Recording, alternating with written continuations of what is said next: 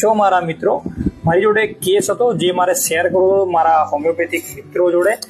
તો હવે કેસમાં એવું હતું કે જે ફિમેલ હતા એમને મિનિમમ 2 મહિના પહેલાં કંઈક એલર્જીની તકલીફ માટે મારી જોડે આવ્યા હતા અને એ મિનિમમ 2 વર્ષથી એની દવા પણ લઈ રહ્યા હતા.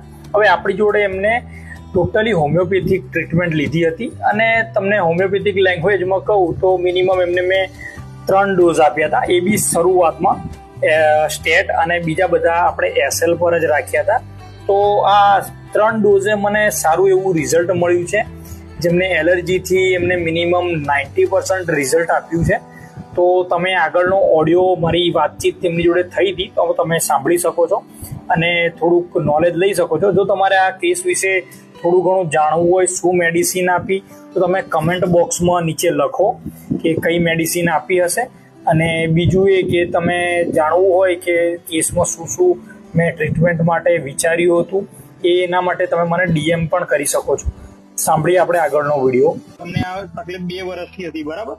હા. 2 વર્ષમાં તમે હોમિયોપેથિક દવા લીધી હતી કે નહીં?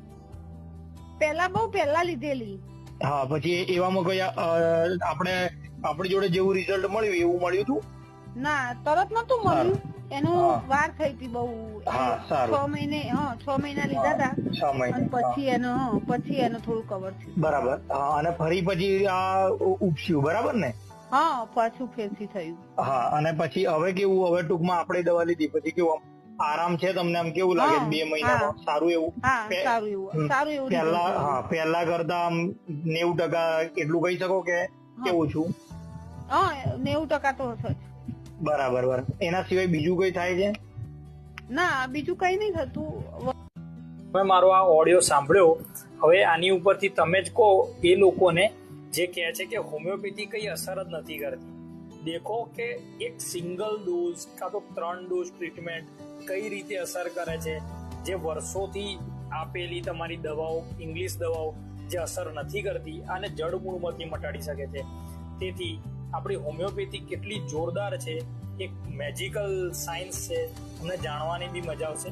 સો હું એવું જ કહીશ કે મારા હોમિયોપેથિક મિત્રોને કે થોડું ઇન્ટરેસ્ટ ધરાવો અને હોમિયોપેથિકથી પ્રોપર ટ્રીટમેન્ટ કરો અને હોમિયોપેથીનું એક નામ બનાવો કે કાલે ઉઠીને એવું ના કોઈ કહી જાય કે હોમિયોપેથિકની મેં 2 મહિના દવા લીધી, 3 મહિના લીધી, કોઈ અસર નથી.